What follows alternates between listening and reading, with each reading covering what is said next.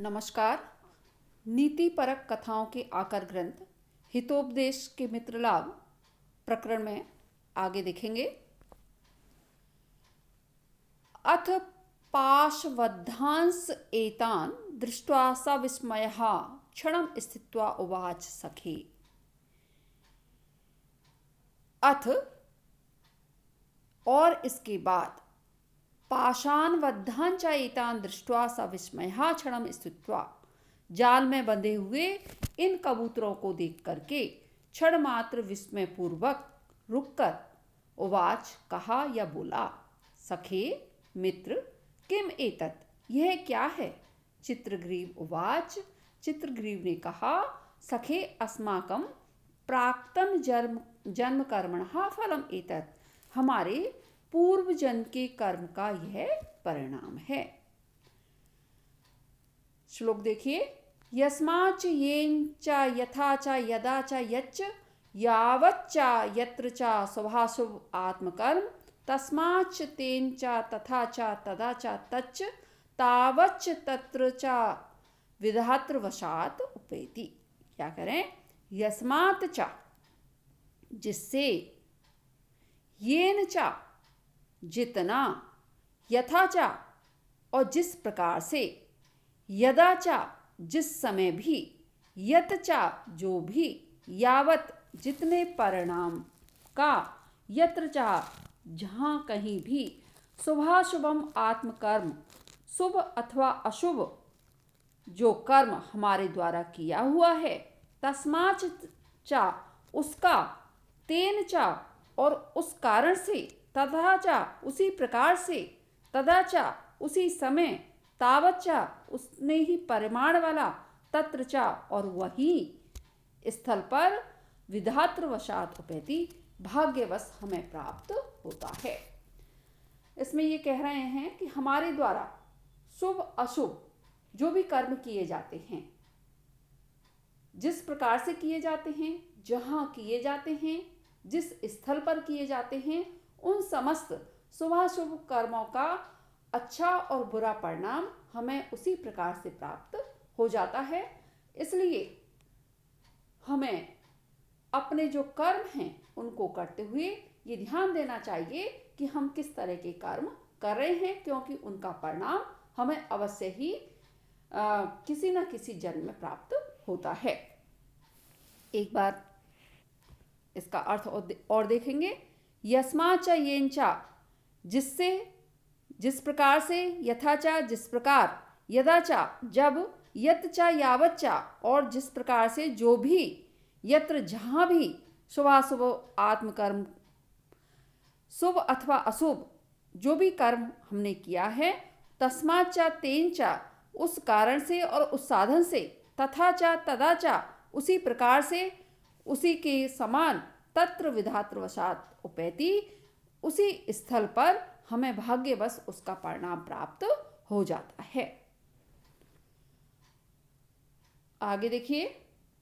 रोग शोक परिताप बंधन व्यसनानि च आत्म अपराध वृक्षाणाम फलानि एतानि देहिनाम। कह रहे हैं कि देहिनाम जो देहधारी प्राणी हैं, उनके आत्म अपराध वृक्षाणाम स्वयं के आत्मकृत दुष्कर्म रूपी जो वृक्ष हैं, उनके रोग शोक परिताप बंधन और व्यसन, ये जो हैं क्या होते हैं, परिणाम अथवा फल होते हैं। प्राणधारी जो हैं उनके द्वारा स्वयं किए हुए जो दुष्कर्म रूपी वृक्ष हैं, उनके रोग शोक वेदना बंधन और विपत्तियां, ये क्या होते हैं, फल होते हैं। अर्थात जो लोग दुष्कर्म करते हैं उन्हें अपने कर्मों के फल स्वरूप आदि व्याधि पीड़ा बंधन दुख आदि फलों की प्राप्ति होती है। इसलिए कहते हैं कि जैसा आप कर्म करोगे उसी प्रकार का फल आपको प्राप्त होगा। जैसे कि कहा भी गया है कि जब बोया पेड़ बबूल का तो आम कहाँ से होए। जब बबूल का आप पेड़ उगा रहे हैं तो उसमें बबूल की फलियां ही आएंगी, उसमें आम की उत्पत्ति नहीं होगी। इसलिए मनुष्य को कर्म जो है वो कैसे करने चाहिए, सत्कर्म करने चाहिए, जिससे कि उसे सत्फल की प्राप्ति हो सके। इनमें बच्चों सखी वो देखेंगे हम संधियां। वद्धांश यहाँ आपकी विसर्ग संधि है। चा धन एतान यहाँ वृद्धि संधि है। दृष्टवा शब्द में त्वा आपका प्रत्यय है। स्थित्वा यहाँ पर भी त्वा प्रत्यय है। यकार की आवृत्ति इस संपूर्ण श्लोक में नजर आ रही है। तो यहाँ आपका क्या है, यकार और तकार की तो अनुप्रास अलंकार है। शुभ धन अशुभ, अशुभम धन आत्म, यहाँ दीर्घ संधि है आपकी। वशात उपैति, यहाँ व्यंजन संधि है। परिताप,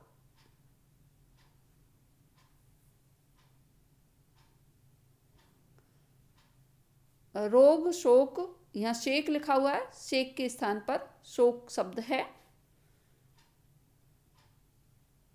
आत्म अपराध वृक्षणाम, यहाँ रूपक अलंकार है। फलानि एतानि, फलानि धन एतानि इको यणची से यण संधि है। आगे देखेंगे। एतत् श्रुत्वा हिरण्यकः चित्रग्रीवस्य बंधनम छेत्तुम सत्वरम उपसर्पति। यह सुनकर हिरण्यक चित्रग्रीव का बंधन काटने के लिए शीघ्र ही पास जाता है। तत्र चित्रग्रीव उवाच, तब चित्रग्रीव ने कहा, मित्र माँ माँ एवं कुरु, ऐसा मत करो। प्रथम अस्मत् आश्रितः नाम एतेषाम तावत् पाषाण छिंदी, पहले हमारे जो आश्रित हैं उनके बंधनों को काटिए। तदा मम पाषाण छेस्यसि, तदनंतर मेरे जाल को काटना। हिरण्य को अपि आहा, हिरण्यक ने कहा, अहम अल्प शक्ति, मैं कैसा हूँ, कमजोर शक्ति वाला हूँ। दंताश में कोमला, मेरे दांत भी कैसे हैं, कोमल हैं। तद एतेषाम पाषाण छेत्तुम कथम समर्था भवामि, तो मैं इन सब के पाश जो हैं, जाल जो है, उसको काटने में कैसे समर्थ हो सकता हूँ। तद यावत में दंता न त्रुट्यन्ति तावत तब पाषाण छेस्यामि, तो जब तक मेरे दांत नहीं टूट जाते हैं तब तक मैं तुम्हारे जाल को काट देता हूँ। तदनंतर एतेषाम अपि बंधनम यावश्यक्यम छेस्यामि, तदनंतर इनके भी जो बंधन है उसको सामर्थ्यानुसार काट दूंगा। चित्रग्रीव उवाच, अस्तु एवं, चित्रग्रीव ने कहा, अस्तु एवं, भले ही ऐसा हो, तथापि यथाशक्ति एतेषाम बंधनम खंडय, यथाशक्ति तुम इनके बंधनों को काटिए। हिरण्यकेन उक्तम, हिरण्यक ने कहा, आत्म परित्यागेन यद आश्रितानां परिरक्षणम तत् न नीति विदाम सम्मतम, आप अपने को छोड़कर जो अपने आश्रितों की रक्षा कर रहे हैं वह नीतिज्ञ जनों को मान्य नहीं है। क्योंकि श्लोक देखिए, आपत अर्थे धनम रक्षेत दारान रक्षेते रक्षेत धनई अपि आत्मनम सततम रक्षेत दारई अपि धनई अपि।